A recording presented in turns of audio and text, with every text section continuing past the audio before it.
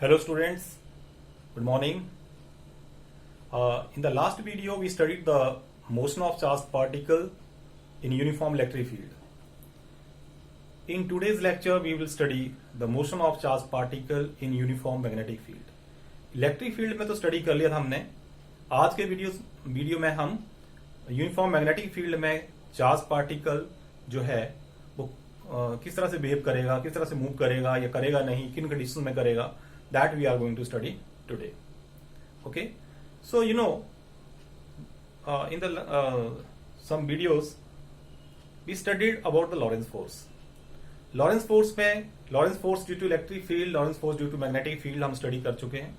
तो अगर हम मैग्नेटिक फोर्स के बारे में ही बात करें तो Lorentz magnetic force is given by what?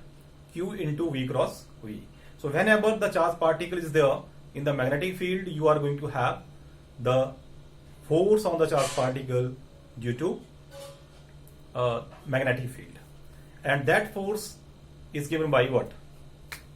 F is equal to Q into V cross B. There we also talked about the direction of this force.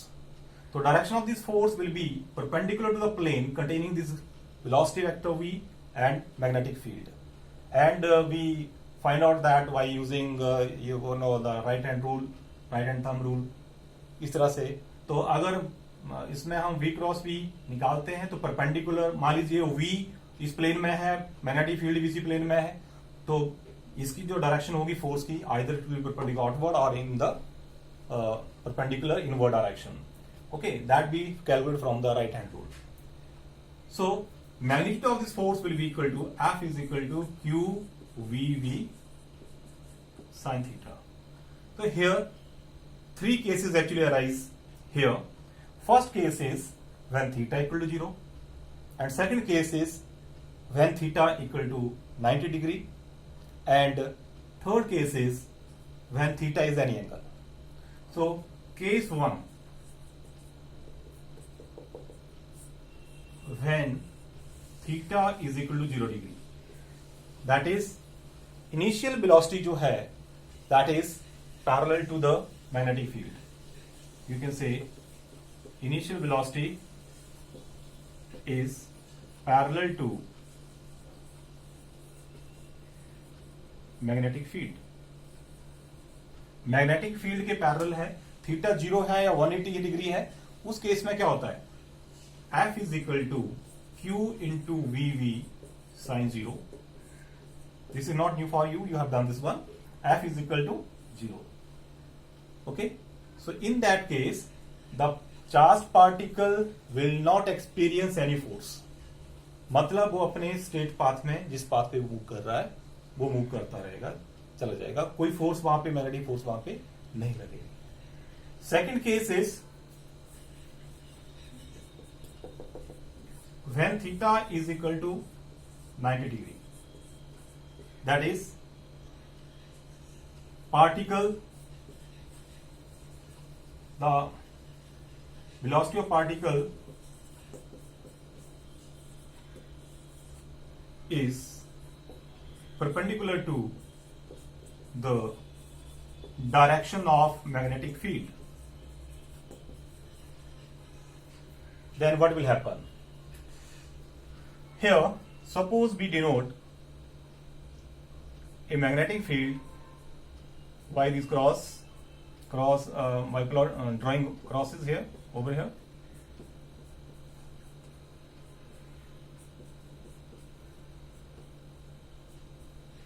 Okay, so actually cross का मतलब होता है, यहाँ पे सर्कल भी लगाते हैं हम और नॉर्मली भी ओमिट, इसको इग्नोर कर देते हैं. अगर क्रॉस से कहीं पे हमने मैग्नेटिक फील्ड को रिप्रेजेंट किया है, it means that magnetic field is perpendicular to the plane inwards. वो मैग्नेटिक फील्ड अंदर की तरफ है, perpendicular to the plane inwards.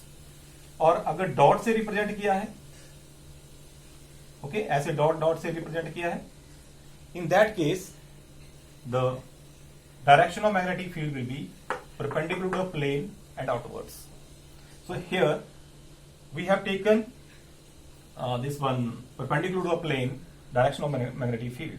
Suppose a positive charge enter in the magnetic field.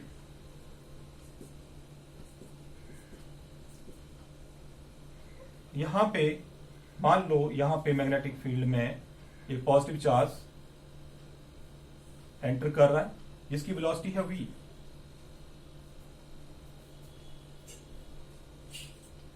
Okay, charge q is entering here with velocity v. Magnetic field की direction perpendicular inward है, charge की direction right hand Fleming left hand लगाइए, charge की direction जो है वो upward है जो मूव कर रहा है, right. The direction of magnetic field is perpendicular inward. The direction of thumb is representing the force that is experienced by this charge particle. तो फोर्स की डायरेक्शन क्या होगी? Force will B along this direction. यानी कि ये तो सीधा जाना चाह रहा है लेकिन ये फोर्स जो है अंदर इसको इस तरफ खींचेगी तो ये सीधा नहीं जाने देगी. It will try to move this one in a curve. मान लो पार्टिकल यहां पहुंच जाता है, राइट. तो यहां पे जो वेलोसिटी की डायरेक्शन होगी वो ये होगी, लेकिन फोर्स की जो डायरेक्शन होगी वो कुछ इस टाइप से हो जाएगी अंदर की तरफ. तो यहां से फर्दर ये डेविएट करेगा क्योंकि फोर्स कंटिन्यूसली लग रही है and these points are very close to each other. तो ये ऐसे स्टेट ना मूव करते हुए क्या करेगा? कर्व बनाता हुआ मूव करेगा. And all these forces, particle जो है सपोज यहां पहुंच गया है, यहां पे वेलोसिटी ऐसे होगी तो यहां पे फोर्स ऐसे होगी. All these forces are directing toward something inside. Okay, सारी फोर्सेस अंदर की तरफ को मूव कर, इनकी डायरेक्शन सबकी अंदर की तरफ को है. Okay, and this force is responsible to move this positively charged particle in a circular path. तो पार्टिकल स्ट्रेट ना जाते हुए क्या करेगा? सर्कल में मूव करेगा. Okay, like this particle move in a circular path and all these forces, or you can say the force at every point is directed towards the center of this circle. Suppose this is the radius of the circle R and force is directed towards the center O. Okay, so this force is acting as a centripetal force. ये force जो है centimetre force का काम करेगी and this will provide this force will rotate the particle in the circular path. अब ये force आई कहां से? This force is due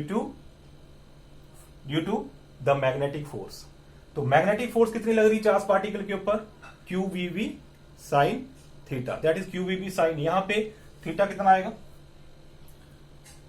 magnetic field की डायरेक्शन इनवर्ड्स है और पार्टिकल ऐसे मूव कर रहा है तो theta is equal to 90 degree. तो force on the particle is QVB sine 90 degree, that is QVB. Okay, so now question is, क्या पार्टिकल की काइनेटिक एनर्जी चेंज होगी? क्या होना चाहिए? अगर हम वर्क डन निकालते हैं इसका, ठीक है, तो यहां पे थीटा जो है आपके पास 90 डिग्री बन रहा है. So this force that is magnetic force will not do any work being theta equal to 90 degree. Work done will be equal to 0 over here. Work done 0 आ रहा है इसलिए there will be no change in its kinetic energy. तो kinetic energy इसकी change नहीं होगी. ठीक है,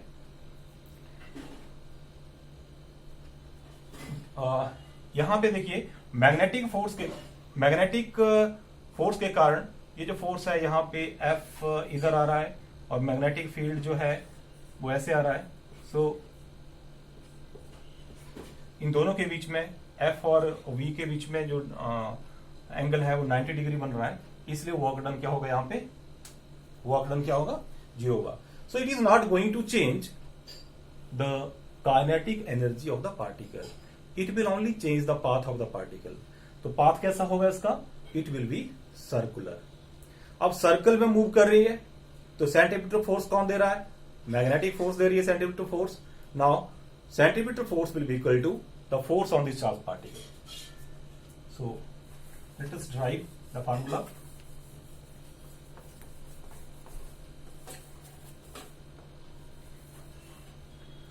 So centimeter force mv square by r is equal to qvv sine of 90 degree.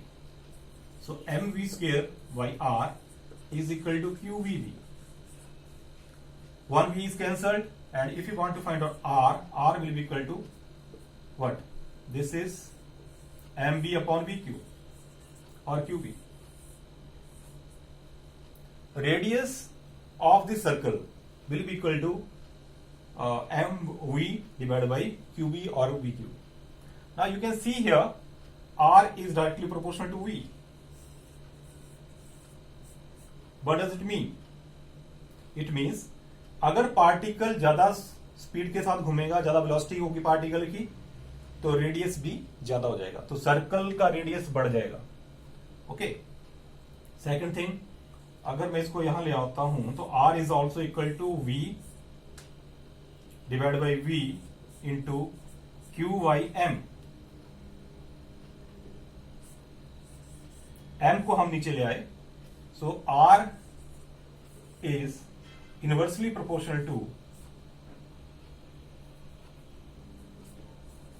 Q by m. Here q by m is called specific charge. क्या बोलते हैं इसको? Q by m is called specific charge, charge per unit mass.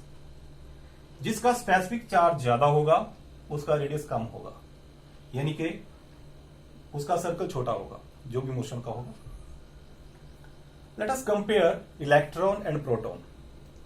Electron और proton में मास ज्यादा किसका होता है? प्रोटॉन का। Mass of electron is less, mass of electron is less than mass of proton. So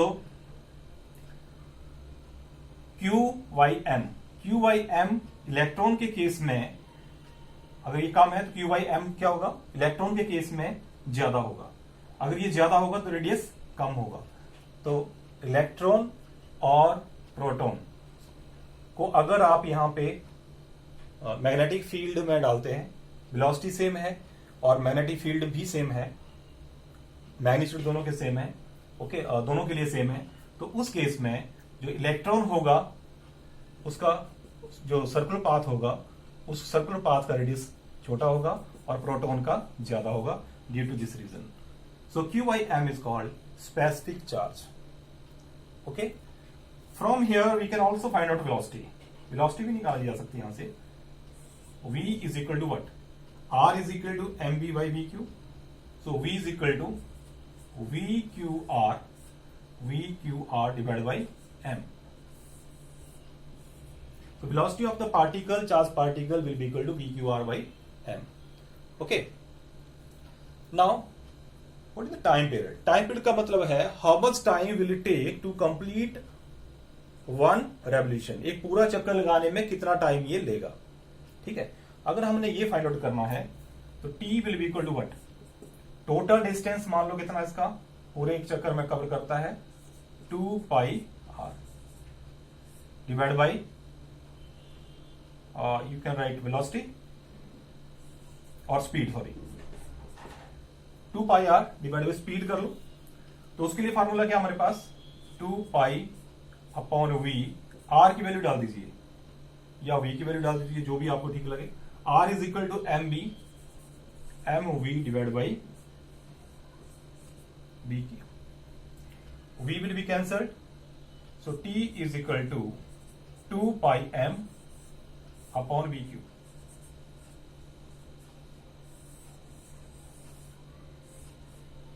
Two pi m upon vq. Here one more interesting fact is there. What? क्या ये velocity पे time period ज्यादा इसकी particle की speed पे depend करेगा, velocity पे depend करेगा? अगर वेलोसिटी ज्यादा है तो क्या टाइम पीरियड को के ऊपर फर्क आना चाहिए? No, as the formula is suggesting us that T is equal to 2 pi m upon bq. So it is independent of the speed of the particle or velocity of the particle. Okay, time period का velocity के ऊपर कोई फर्क, velocity का time period के ऊपर कोई फर्क, कोई इफेक्ट नहीं है. ठीक है, मतलब चाहे वो बड़े सर्कल में घूमे चाहे छोटे सर्कल में घूमे, time period remain the same. Actually होता क्यों ऐसे? You can see if velocity increases R will increase. अगर वेलोसिटी ज्यादा है तो वो बड़े सर्कल में घूम रहा है. ओके, वेलोसिटी ज्यादा है तो ज्यादा डिस्टेंस कवर करना होगा उसको, लेकिन टाइम दोबारा से सेम होगा. Okay, so this is not having any effect, that is it is independent of the speed of the particle.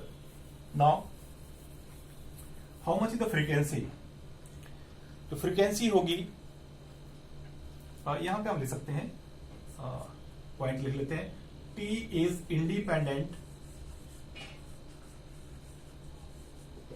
Of V and R. How? From the formula. Okay, frequency of revolution क्या होगी? That is frequency of the particle will be equal to, suppose this is nu, और F से denote कर दो 1/T. 1/T means it will be reciprocal of this one, bq upon 2 pi m.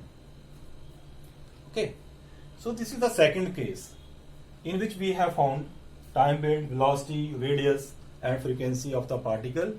So when the particle is entering the uniform magnetic field at right angle, then it is going to move in a circular path. So circle में ये घूमेगा, और उस circular path जो है उसका time period कितना होगा, रेडियस क्या इफेक्ट होगा, ये सारी चीजें हमने डिस्कस कर ली. Okay, now we will discuss its third case. So in the third case, the charge particle is entering the magnetic field at an angle theta. Okay, यहां पे जो चार्ज पार्टिकल है, positive charge particle, same charge particle जिसके मैंने अभी discuss किया था, it is making an angle theta with the direction of the magnetic field, not electric field, magnetic field. Okay, so what will happen? जाना ही ऐसे चाह रहा है, मैग्नेटिक फील्ड में एंटर किया है. So here this V can be resolved into two components. This is V parallel and this is V perpendicular. So there will be two components. One component will be equal to V cos theta along OX, and other component will be V sin theta along OY. Okay, magnetic field के साथ V cos theta 0 degree के angle बना रहा है. Okay, तो इसके ऊपर कोई इफेक्ट इसका नहीं होगा, जाने देगा उसको जैसे भी है. So it is not going to disturb this component V parallel, that is V cos theta. So V cos theta will not change. Okay, जो भी वेलोसिटी है, वो जो कंपोनेंट है उसकी वैल्यू चेंज नहीं होगी, लेकिन V perpendicular, that is V sin theta 90 degree पे एक्ट कर रहा है, यानी कि V sin थीटा और मैग्नेटिक फील्ड के बीच में 90 डिग्री का एंगल है, उसको मैग्नेटिक फील्ड सीधा नहीं जाने देगा. So due to this perpendicular, यानी V sin थीटा जो परपेंडिकुलर मोशन है, इसकी जो कंपोनेंट है, इसके ऊपर ये फोर्स लगाएगा, magnetic force QV sin theta जो है हमारे. ठीक है, तो वो जो फोर्स है इस वाले कंपोनेंट के ऊपर लग रही है, जिसके कारण पार्टिकल सीधे न जाते हुए सर्कल में घूमेगा. अब सर्कल में कैसे घूमेगा? Now magnetic force will B V cross V, Q into V cross V. Okay, तो Q times V cross V जब आप करते हैं तो V क्रॉस V, अगर ये सेम प्लेन में, वेलोसिटी और मैग्नेटिक फील्ड सेम प्लेन में है, तो V cross V will be perpendicular inward according to right hand thumb rule. तो पार्टिकल के ऊपर फोर्स लगेगी इनवर्ड, तो पार्टिकल अंदर ऐसे करके घुसेगा अंदर, और पार्टिकल के ऊपर लगातार फोर्स लग रही है, पार्टिकल आगे भी मूव करेगा और पार्टिकल सर्कल में मूव करेगा। Okay, so it will have two types of motion, one circular motion and other is linear motion. तो पार्टिकल जो है वो कुछ थोड़ा विजुलाइज करिए, इस टाइप से सर्कल बनाते हुए आगे मूव करेगा, that is in the form of helix, है ना। हेलिकल पाथ होगा पार्टिकल का। कैसे? ये ऐसे अंदर की तरफ जाएगा पहले और ऐसे सर्कल बनाएगा, फिर आगे ऐसे मूव करते हुए आगे चला जाएगा। Okay, so when the charge particle is entering in the uniform magnetic field at some angle, then it will move in the helical path. Okay, so now let us write the main points over here. V parallel कितना हमारे पास? V parallel is equal to V cos theta, and this is unaffected by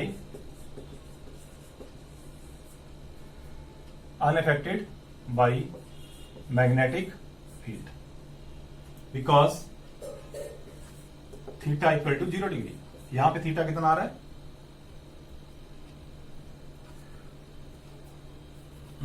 यहां पे जो angle है, angle between magnetic field and V cos theta के बीच में जो एंगल बन रहा है दैट इज 0 डिग्री। इसके लिए इसके कारण ये अनअफेक्टेड है। Now V perpendicular, other component is V sin theta. So Vt will be equal to V sin theta. So there will be a force on the charged particle due to this component. ठीक है? So what is the force on charged particle due to component V perpendicular, that is equal to QVV sine of, यहां पे angle कितना आ रहा है 90 degree. Okay, so this is q V T करेंगे यहां पे V T into V. Okay, so this is the force acting on the particle. So due to this force the particle will move in a circular path. Due to this force, particle will move in YZ plane. Okay, तो circular path में YZ plane in circular path. Now for this circular path, the centripetal force is equal to what? Magnetic force. जो force ये लग रही है, this is providing the necessary centripetal force. Okay, so centripetal force will be equal to m Vt square upon r is equal to q Vt into V. So 1 Vt will be cancelled, okay, and we will get here R. R and V कुछ भी निकाल सकते हैं। R is equal to m Vt divided by PQ. So you can put the value now of Vt. Vt is equal to V sin theta upon BQ. So this will be the radius of that circle in which it is moving. Okay, radius आ गया। अब time period निकालना हो तो same method अभी हमने किया था, time period 2 pi r divide by v, 2 pi upon v, v stands for vt actually. Okay, तो vt की वैल्यू डाल देते हैं हम यहाँ पे। So what is the value of vt? हमने अभी किया था mv sin theta. So this will be 2 pi divided by Vt. Vt is mv sin theta into r. R की वैल्यू यहां डालेंगे mv sin theta divided by bq. This will be cancelled. So T will be equal to 2 pi m divided by bq. Almost the same formula we are getting over here. So यहां पे clear हो गया कि particle जो है circular motion भी होगी इसमें और हॉरिजॉन्टल मोशन भी होगी. तो पार्टिकल कैसे जाएगा? पार्टिकल यहां से कुछ इस टाइप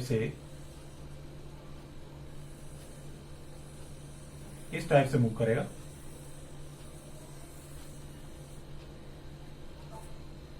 राइट.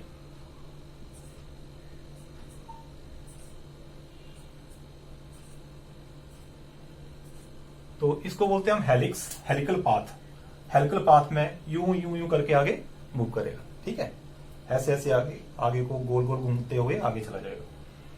और एक टाइम पीरियड में ये लीनियर कितना डिस्टेंस कवर करता है अलोंग ओ एक्स एक्सिस में, या लीनियर कितना डिस्टेंस कवर करेगा during the time T is known as pitch of the helix.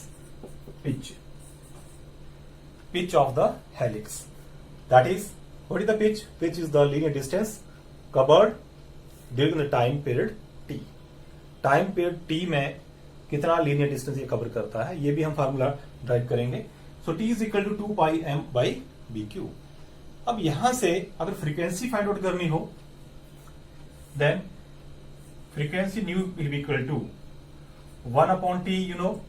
So this will be reciprocal of time period, again B q divide by 2 pi m. And what about the angular frequency? Now let us find out omega. Omega की value निकालनी है angular frequency की. Angular frequency omega will be equal to what? Vt upon r. Vt is how much? Vt is equal to mv sin theta divided by r. r की value हमारे पास mv sin theta,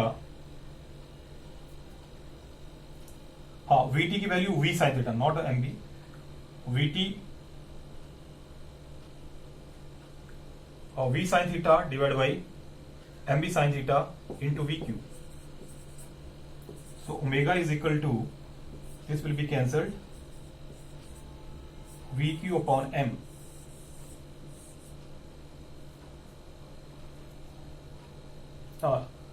Here also one mistake is there. Please correct this one. T is equal to 2 pi r by Vt. M is extra. So V sin theta is cancelled. Okay, 2 pi m by Vq. So you will get this one. Okay, so please do this correction. So angular frequency omega will be equal to Vq upon m, and linear frequency is equal to Vq by 2 pi m.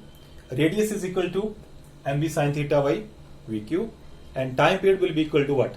2 pi m upon vq. So these are the formulae which we can use for the motion of the particle in this situation.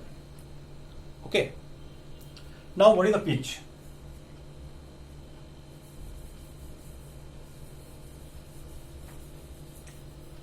Pitch of the helix.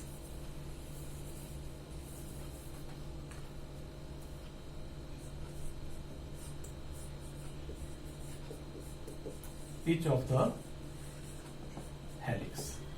It is the distance, or you can say linear distance covered by charged particle in time t. T is the time period. So linear जो distance cover हो रहा है वो किसके कारण हो रहा है? वी पैरेलल के कारण. ओके, तो pitch of the helix, that is the distance अगर आपने फाइंड आउट करना है. Pitch will be equal to linear speed into time. Linear speed कितनी है आपके पास? V parallel into time t. तो वी पैरेलल की वैल्यू है v cos theta into t. So this will be the formula. अब इसमें t की वैल्यू हम डाल सकते हैं इसमें 2 pi m by B q. तो pitch will be equal to v cos theta into 2 pi m upon B q. So pitch will be equal to 2 pi m over bq into v cos theta. इसको हम इस तरह से लिख सकते हैं, ठीक है, 2 pi m upon bq into v cos theta.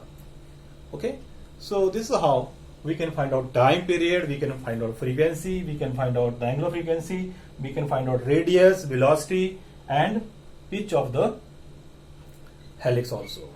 Okay, so this was all about today's lecture, in which we learn what is the behavior of the charged particle in the magnetic field. Okay, तो magnetic field में किस type से ये move करेगा वो हमने यहाँ पे सीख लिया, और कब हेलिकल पाथ कब होगा, सर्कुलर पाथ कब होगा, and when there is no effect on the charge particle. ठीक है, so thank you very much.